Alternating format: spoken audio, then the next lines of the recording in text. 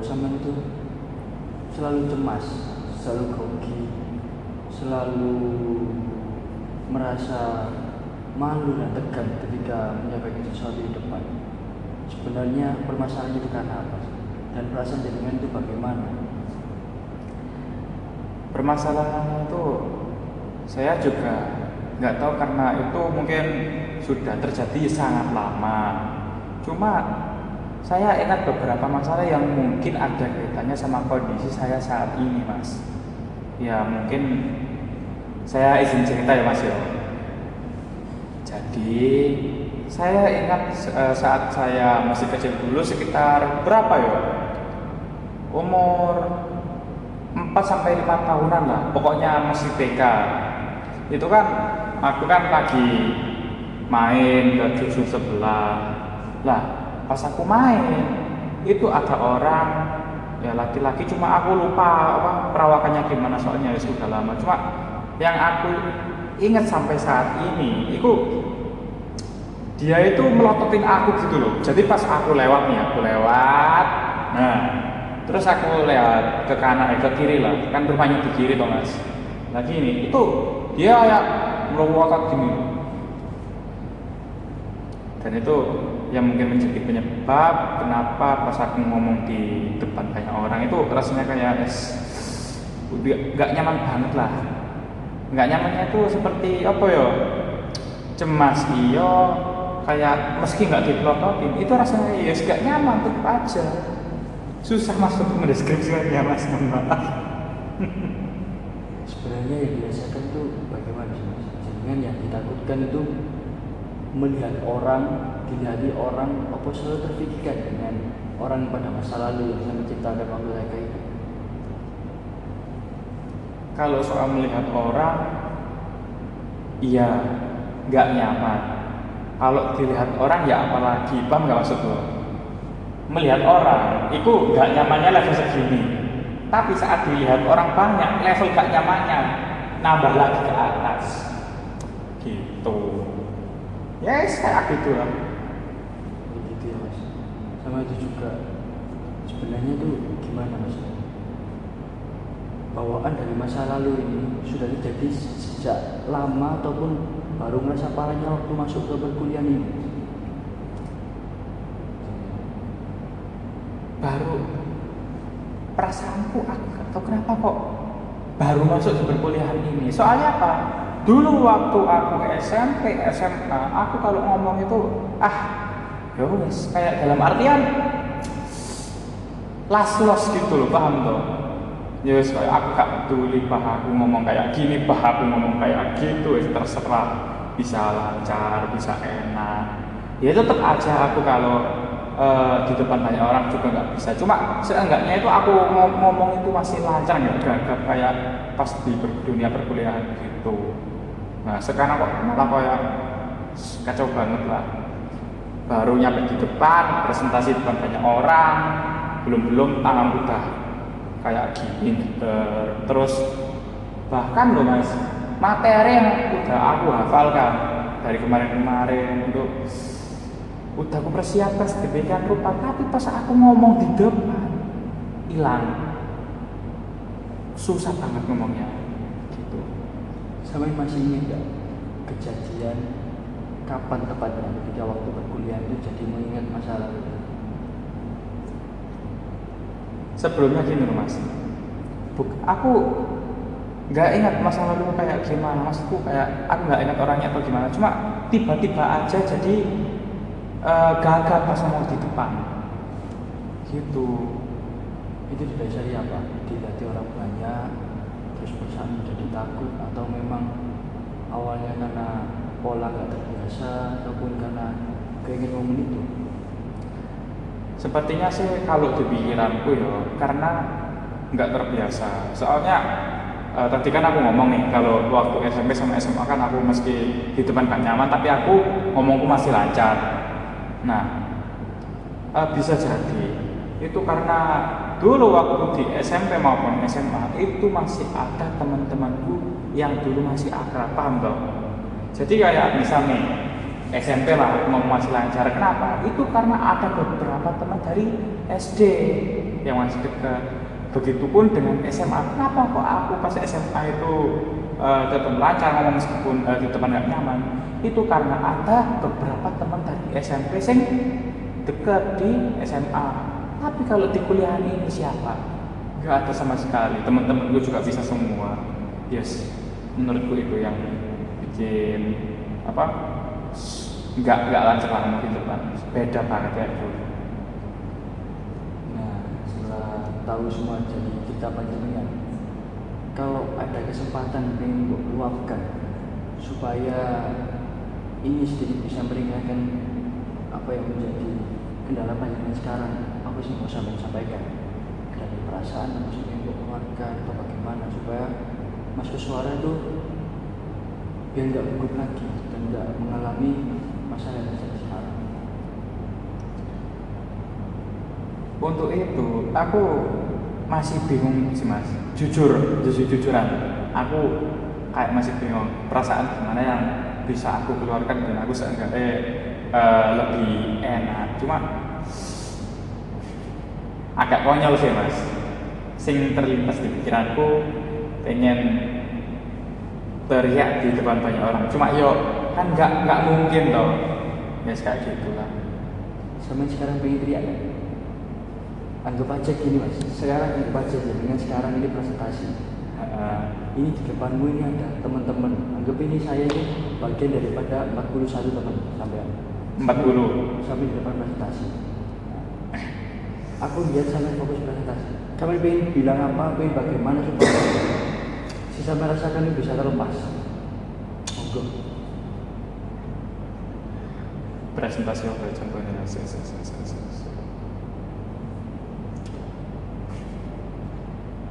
Bayangan gak nyaman mas.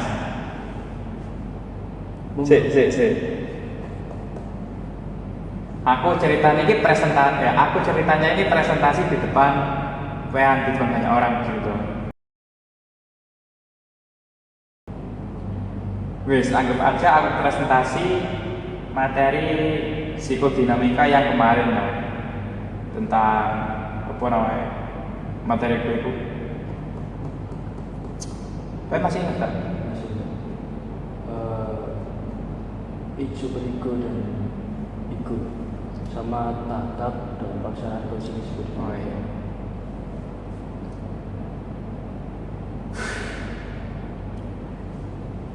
Oke, jadi ini loh, iku jenenge teori gunung es. Nah, nang teori gunung es iki, sing pertama sing paling muncul nang depan, iku namanya it.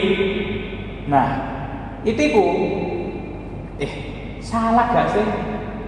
Yes, pokoknya ngono kuwi las.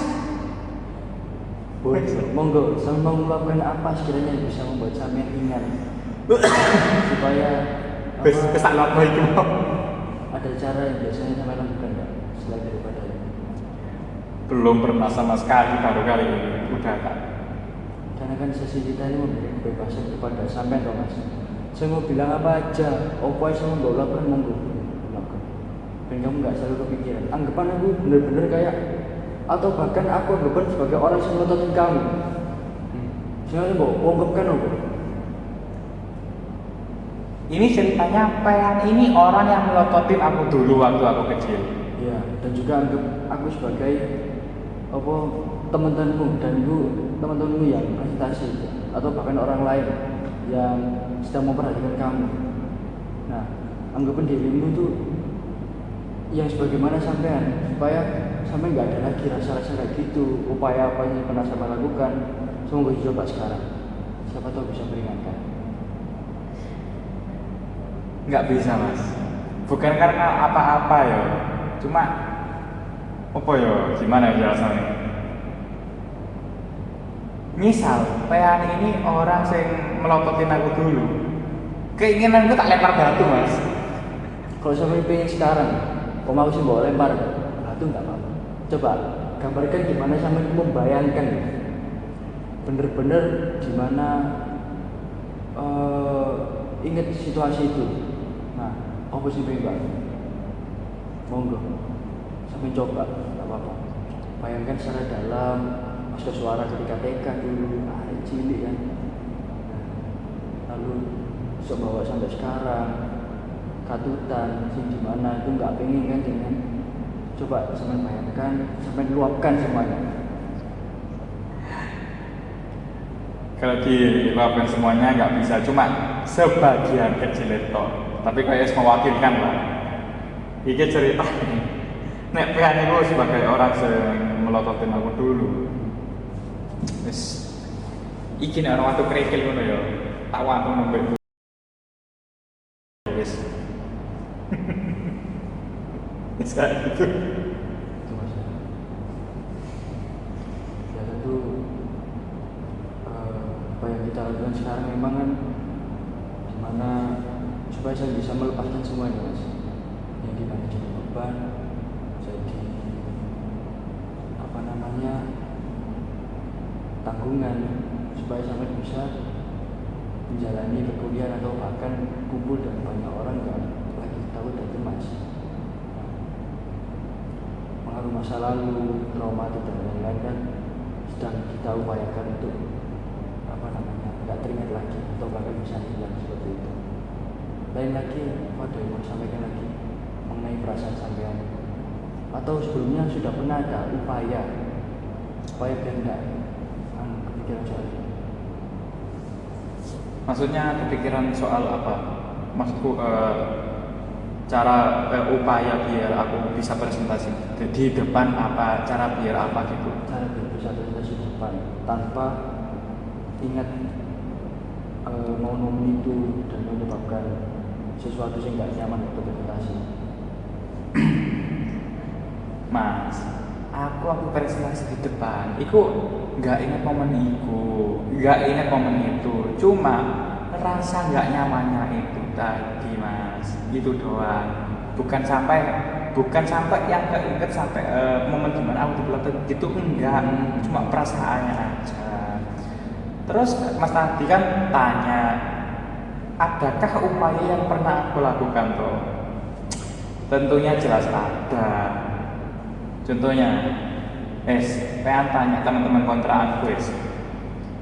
Aku kadang sebelum kayak misal besok presentasi gitu ya, misal besok itu Jumat. Nah hari ini kayak aku sebelum makan lah, sebelum apalah, itulah mesti kayak ngomong-ngomong sendiri di depan kaca, di depan apa gitu, kayak Assalamualaikum warahmatullahi wabarakatuh. Saya di sini akan mempresentasikan tentang teori behavioristik dari ini. Jadi apa ya? Berlatih menjadi moderator, berlatih biar ngomongnya nggak gagap. Dan aku tak coba segala cara lah, mulai dari intonasiku yang aku pelanin, terus kecepatan ngomongku yang aku pelanin juga supaya nggak kecepatan atau nggak belibet. Pokoknya segala cara tak coba. Dan kebetulan waktu mata kuliah asesmen pertemuan kemarin lah, terakhir kemarin itu berhasil. Dan itu bersyukurnya apa? Karena waktu itu kan presentasi di ruang mikro. Nah di ruang mikro itu kan ada cermin toh yang menghubungkan antara ruang mikro sama ruangan lainnya. Waktu aku presentasi di depan sini, itu aku nggak lihat nggak lihat audiens. Jadi aku lihat kacanya. Jadi pas aku presentasi, aku juga sambil lihat kaca. Tak anggap aku itu lagi latihan. Gitu aja Ya tetap rasa nyamannya tetap masih ada, cuma seenggaknya berkurang lah dan presentasinya lancar. Berarti kalau untuk sekarang sudah mulai bisa pulih dalam artian sudah tahu caranya kita. Sudah ada upaya gimana caranya menghindari ke kecemasan lagi, gelisah atau bahkan deg-degan seperti itu. Jadi Mas Keso sudah tahu caranya atau baru percobaan pertama kemarin? Baru beberapa kali percobaan, cuma kemarin itu tempatnya mendukung. Paham? Berarti kalau misal tempatnya kurang mendukung, kayak gitu bisa timbul lagi? Belum tahu. Soalnya terakhir presentasi juga secara offline ya, yang offline. Itu yang terakhir presentasi itu yang di Lab Mikro. Terus presentasi yang kemarin itu online. Jadi ya udah kan, kalau online kan tinggal jelasin depan kamera atau nggak ada apa-apa, jadi ya biasa. Nggak tahu lagi kalau depannya, belum saya coba. Gitu. Jadi besar kemungkinan mungkin Mas Koswara bisa untuk keluar daripada fase ini ya, karena sudah mencoba berbagai upaya. Seperti yang tadi bilang kan, kalau bisa sebenarnya cuman ya tadi harus di tempat yang bisa mendukung, atau bahkan tempat yang benar-benar mendukung pun sudah nggak muncul lagi seperti itu. Tapi terkadang masih ke bawah. Nah, gimana rasa takutnya, rasa gelisahnya, rasa cemasnya, begitu masih perasaannya ya. Nah, setelah tadinya saya sudah tanya juga upayanya, ini kemungkinan kita sudah tahu di garis besarnya bahwa jenengan sudah mau berupaya untuk bisa. Tadi juga kami coba meluapkan bagaimana cara supaya nggak selalu terngiang-ngiang momen itu. Nah, ini kan salah satu upaya yang kita lakukan, Mas. Nah, lain daripada pas waktu kita langsung praktek eksekusi kan, ini upaya yang kita lakukan juga. Semoga upaya kita ini bisa gimana ya, membantu panjenengan. Nah, saya juga bisa kok berkenan kalau mau sampai ketemu lagi dengan saya, mau ngobrol, menyampaikan sesuatu, atau bahkan bantu dalam artian gimana ya gitu lagi. Kan saya, atau bahkan bisa saya kenalkan kepada teman-teman senior, bisa membantu kita mengasih atau bagaimana. Begitu ya Mas Kos.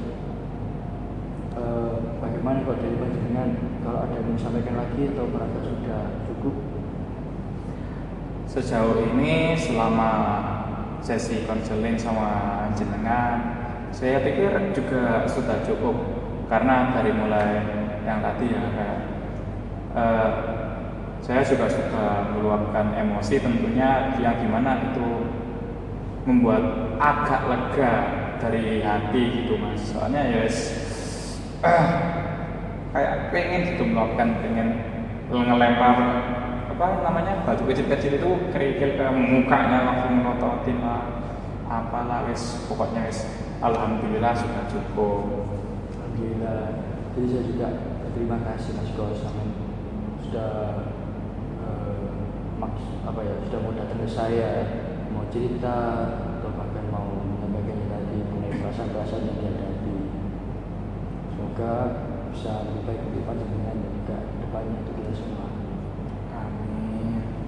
Jadi nanti pulangnya ya Mas Kos. Siap. Masih. Ibu Mas, matur nuwun. Oke, monggo.